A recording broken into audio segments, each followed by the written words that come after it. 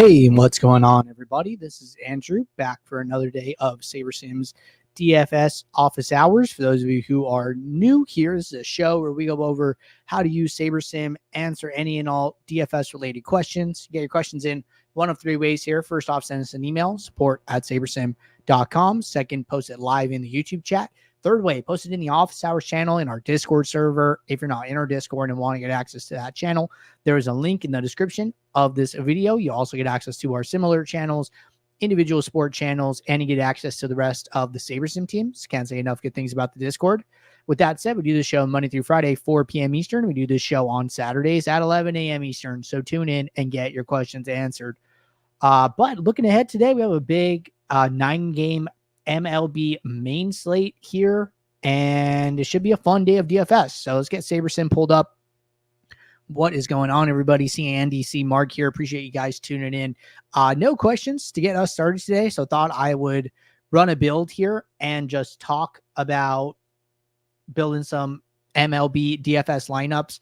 Reminder to everybody that we do have our build review show going live here at 5 p.m. Eastern. We only have one person signed up so far today. So if anybody else wants me to pull up their builds on stream, give them some advice about their adjustments, portfolio changes, things that they can do to help increase their sim ROI, drop your DK username in the office hours channel in Discord, and that will give me everything I need to pull you up live on stream. So if you guys did that, it'd be awesome. But let's jump right in here. First thing is always, making two small adjustments to projections and then just kicking off this build here. While this runs, I do want to see something in case anybody hasn't seen this yet. See if it is there.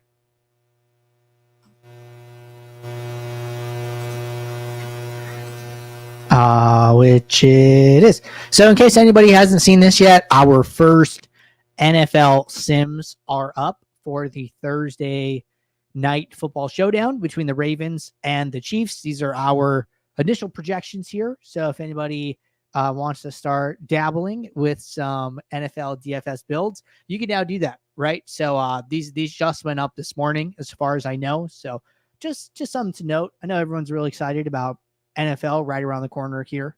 So I wanted to call that out. Team's working hard on getting everything up here. All right, jumping back to today. And, while we go through this, and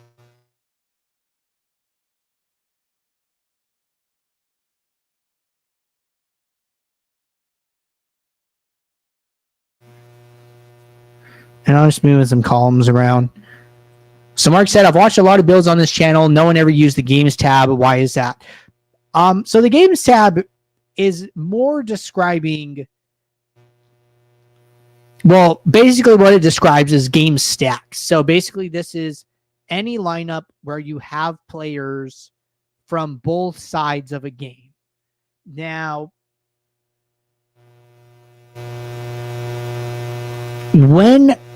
so I'll say that the only time I use the games tab is for late swap. I like this in late swap because when the games are in progress, the time changes to show you where the live sims are at. So I think that the games tab is most useful in late swap. And what I would recommend is, wait for a slate to start, come in here, and then, where it says like 410 Toronto, Boston, this will change to be like bottom of the second inning, 2-1 Toronto, and it'll tell you what game state we're in. So if you are on Ultimate and you have access to live projections and you're using them for the contest sim, I would actually be very, very mindful of this when using your late swaps in your live contest sims. So like, for instance, let's say that the Braves game yesterday was like 4-1, and then Matt Olson and Travis d'Arnaud, or it went from like 4-1 to 9-1 in the bottom of the second inning. You could come in here and run a late swap, but if that inning isn't over, if that half inning where they're batting isn't over yet, the builder isn't going to know that the Braves now have 9 runs instead of 4. So it's almost like, hey, you got to kind of come in here and time your late swap, because we run the live sims every half inning. So when the half inning ends, we run sims in between innings or in between half innings. So that's when the games tab to me is the most important, is when that information gets taken into account. So pre-build, I don't think it's super helpful.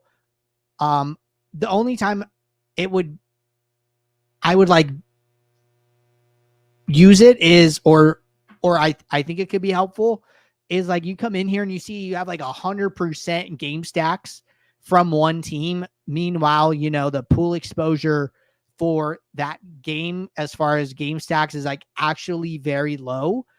That would be kind of concerning. To come in here and be like, whoa, like, I don't know why, but we are just jamming, this one specific game. Maybe I want to lower my risk to that game environment and put in a max exposure to this game stack. That's like the only time I could see that happening. But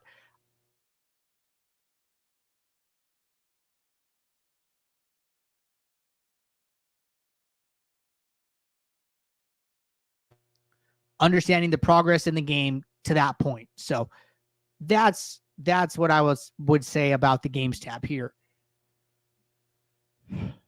All right. Sam said my volume's fluctuating. Let me know if that's still occurring. I could try and disconnect, reconnect.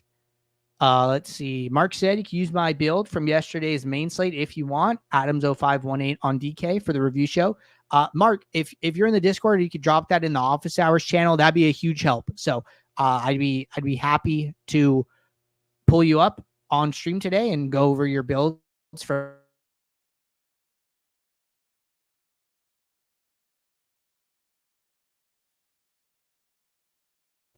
So you drop it in the Discord, it'd be a huge help. But yeah, so let's jump back into this build. Took a little intermission here talking about game stacks tabs. So let's go and create a contest sim. We'll say we're building for, say we're playing the mini max. Why not? Pretty big mini max, 47K entries.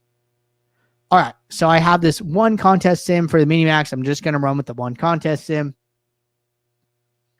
Going to kick that off. Jump back to the players tab.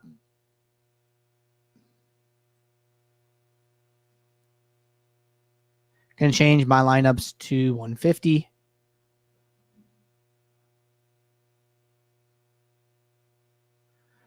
All right, good stuff here. We're just about ready to rock and roll.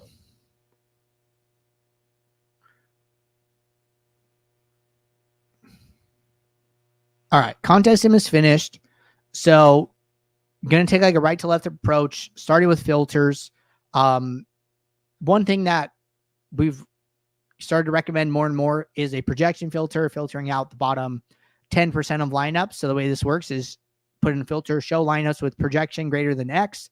Kind of just make up a number, right? Start with a number. Doesn't really matter. You're trying to get to a point where you're trashing about 10 to 20% max of your pool here. So I'm at like 1100, which is a little over 20%. So I'm going to lower this a little bit, maybe 88. I guess means like 700. This is perfect, right? This is all I need. And then I'm going to add in another filter saying, give me lineups with ROI greater than 0 in the contest sim that we just ran. And then those are like my 2 baseline filters here. So then what I want to do now, add in an aggregate metric for those same 2 things that we filtered for, right? So show me average projection across my 150. And then show me the average ROI across my 150 as well. So, from all of our build review shows, we've determined that, these 2 things end up being super, super important. So we want to, have these data points to reference as we begin to start making changes in our 150 set here. So working with about 1,800 lineups, still good there. One thing standing out to me right away is that we don't have any batter in more than 32% of our lineups here, taking a stand on San Diego. But outside of that, pretty flat, right? And we haven't even started to adjust mini uniques at all, which, this goes down to like John's question here. We're just going to address this as we go. John said in the Discord, there was a discussion of not having to use mini uniques after the change, but sims have changed again and uniques are necessary again for diversification. So let's just talk about mini uniques, right? With the new way that we are calculating the contest sim, it's not to say that mini uniques aren't important still. They still are, but we are just doing a better job of accounting for diversification for you. So a good example is exactly what we're seeing here, right? Where actually I'm not even sorted by risk adjusted ROI. So let's go sort by risk adjusted ROI. So I just switched from SaberScore to risk adjusted ROI for the contest sim. And right now my top exposed team is 35%, followed by 27, followed by 22, followed by 14, 12, 12, 10. Like, we are getting a lot more spread out without you having to use the mini uniques. Before, you might do this and be like 50% exposure, 45% exposure, 40%, like very, very concentrated exposures up at the top. But now you're getting diversified a lot quicker, a lot easier. Now that doesn't mean mini uniques isn't helpful, but I think what you're going to see is that you might go from like one mini unique to like 5 previously and see like a very, very big change. But now now that impact is going to be less. So I've gone from 1 mini unique up to 4 now. And my average ROI across my set of lineups has gone from 55% to 49%. And my average projection has stayed in this 98 range. I forget exactly what it was, but right now it's 98.25. It was 98 when I started at mini unique of 1. Now, mini unique of 4 is probably more than enough for me here. I might have even been okay with 3 based on the levels of the team stacks that I'm seeing at mini uniques of 3. Our highest team stack is 25%. And then if I go over to players, our highest exposed batter is 23%, right? And then we have some pitchers at 32, pitcher at 90, but his ownership is 42%. So, it seems like the builder really likes Logan Gilbert. It's like, hey, let's just, get to as much Logan Gilbert as we can. And then it starts to spread out from there, right? Like that's what we're seeing here. So mini uniques is ultimately a tool to help you get to exposures and leverages, which the leverages are like your stands that you're comfortable with. The change made it so you can use a lower number of mini uniques out of the gate to get to where you want to go. You don't have to be so aggressive with it to get to exposure levels that are a little bit more tamed. So for me, I might be okay, looking at this.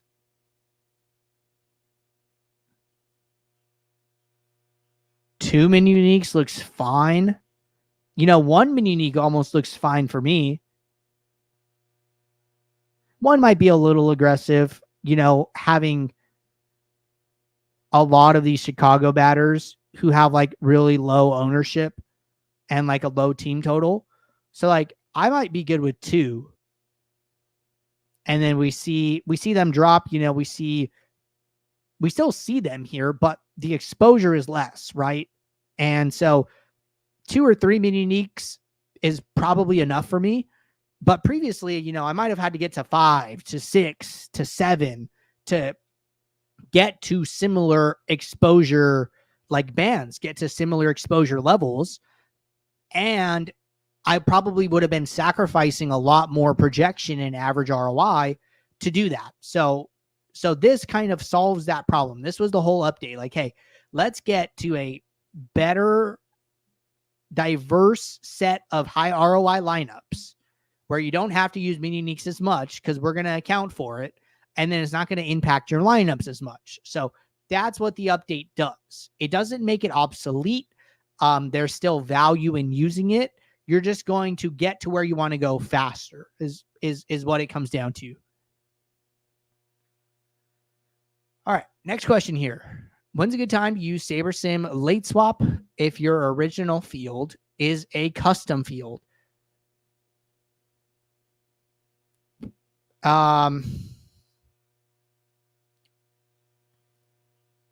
Well, I would say that you would still want to late swap before every game start time, because once the games lock, you can't add or remove players from those lineups based on how the rest of the slate is playing out. So let's say that, it is coming up on this 440 game between the Braves and Minnesota, and you're using a custom field, which is fine. That's your choice. But, the Toronto-Boston game has already been playing, and, maybe Rafael Devers hit a home run, right? And, that information is going to be important, because you come in here and you look at his projection and you see that he's projected. Oh, I don't think he's playing today. We'll use someone else. Tristan Casas hits a home run. Well, he's projected for 7.64. He already has 14 because he hit a solo home run. His live projection is going to be a lot different. And if you rostered this player, in lineups that you did roster him, the builder's going to want to do one thing. In lineups where you didn't roster him and his ownership is, say high, the builder's going to want to do a different thing for the rest of your lineups. So you should still be late swapping before every game lock time to make sure that, to see if the builder wants to put players from that game into your now new lineups based on late swap. All right. Mark said he's going to put his name in the Discord. Thank you, Mark. John said, any ownership filter you recommend? So I think you could do something similar for ownership that we do for projected score. This is something that I was reviewing a user, and it looked like they were playing their worst lineups were very, very high sum ownership. So we talked about doing the same exact thing here, where basically, and I would always do this with no filters applied to figure out the filter you want. Like, I wouldn't do ROI and then projection. I would do projection, and then I would write down the number, which was 88, and then I would turn it off, and then I would do my next filter, because I want to make sure I'm only trashing 10 to 20% of lineups. And if I have a filter on, it could skew that data. So then I could do something else where it's show me lineups with ownership less than, and then, I make up a number, right? 210. Okay. No lineups in the trash. Okay. We need to.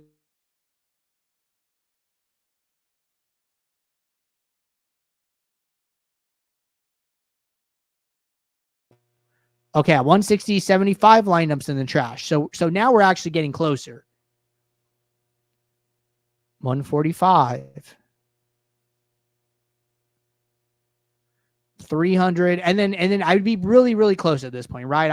I would tinker a little bit more. Maybe I get to 140, and then that should about do it. So then now it's 10% of the lineups go in the trash, right? Okay. So now I have this ownership filter, and then I go and put my projection one back that I've already figured out, right? Projection greater than 88. About 20% of lineups in the trash here. Go and add my ROI. And, when we did the ownership filter, it was kind of like an experiment. Hey, your worst lineups, sim ROI wise, are these super, super high owned ones. Try this out and see if it helps you. And then I've actually heard from that user. They've been very happy with that filter, and have been seeing their sim ROI benefit from it. So it's something that we've trialed and errored and figured our way out to, but it is something that you could experiment with as well. All right. Question from Sam. It's still sorted by Saber score, not ROI, or RAROI. Is that intentional? Okay. You switched it. Yeah, I just forgot. That was my bad. I was supposed to switch that, and I didn't even catch that.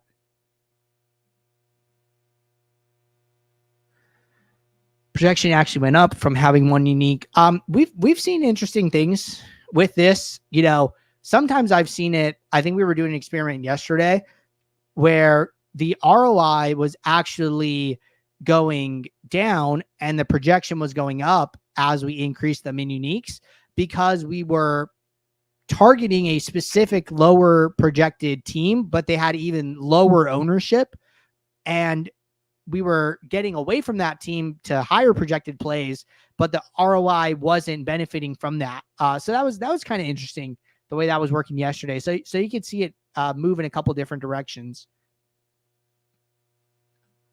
Next question. If I late swap using my custom field as the field, will it still take into account scores that have already been scored? So it'll still take into account the live projections. Yes. So that's what'll be happening, and it will apply the live projections to all of the lineups in your custom field. Sam said, how would you combine SaberScore and ROI/RAROI in a custom metric? I wouldn't really recommend doing this, but if you wanted to, the way that you would do it is, what I would do is open up the SaberScore formula, click the eye icon, and then the formula is going to be up here at the top. You're going to see how every individual variable is written. So I'd basically write these down or screenshot them. And then I would go to add metric. And then I would rewrite them all. And then at the end, I would add a variable for ROI. So the reason I recommend not doing it is because before we had a contest sim product, we would use contest sims to create SaberScore. That's how SaberScore was built, using our in-house custom, an in-house contest sim. The difference between the two is that SaberScore casts more of a wider blanket, as far as it doesn't account for entry fees. It doesn't account for specific contest size, specific contest payout structure. Right? Like, you look at this SaberScore and it says large slate 100 to 1K entries, right? This doesn't matter if the contest is $1. This doesn't matter if the contest is $100, right? Doesn't matter if the contest has 101 entries. Doesn't matter if the contest has 999 entries. Doesn't matter if it's 50% to first or 10% to first, right? So SaberScore is a little bit more all-encompassing. I like to call it like the 80-20 of contest sims. And then the contest sims are actually as specific as you can be on a contest by contest level. So I think that, there's value in each of them separately, but if you had to choose between SaberScore or ROI/RAROI, I would choose the contest sim, and I would choose using risk adjusted ROI at the moment. But good questions there. Taking a peek in Discord here, because it looks like we're all caught up in the office hours channel. Let's see. See, Mark dropped his name. See, Black Mama dropped his name as well. Yep, can definitely add both of you to the queue for today. That'd be great. Sam said, I'm curious what lineups that would bring to the top for you. I know when I was sorting by SaberScore previously, we were getting a lot of San Diego, and then now I'm getting more San Francisco. San Diego's still there, right? But they're fourth highest as opposed to like first highest. So you could see like some of the small subtle changes there. But there's no reason you can't experiment with it, right? Like, hey, I want to sort by SaberScore. Okay, these are my top exposures. Sort by ROI. These are my top exposures. Create my custom metric the way I showed you. Okay, these are my top exposures. And whatever passes the eye test for you, you got to make a call about what you want to use, but that is how you would do it. All right. Good stuff there, everybody. Looks like we're all caught up. Appreciate you guys tuning in. I will be back here in about half an hour for our build review show. Looking forward to it. We got 3 people signed up, so it should be a fun show. So until then, everybody, take care. Good luck. Thanks. Bye.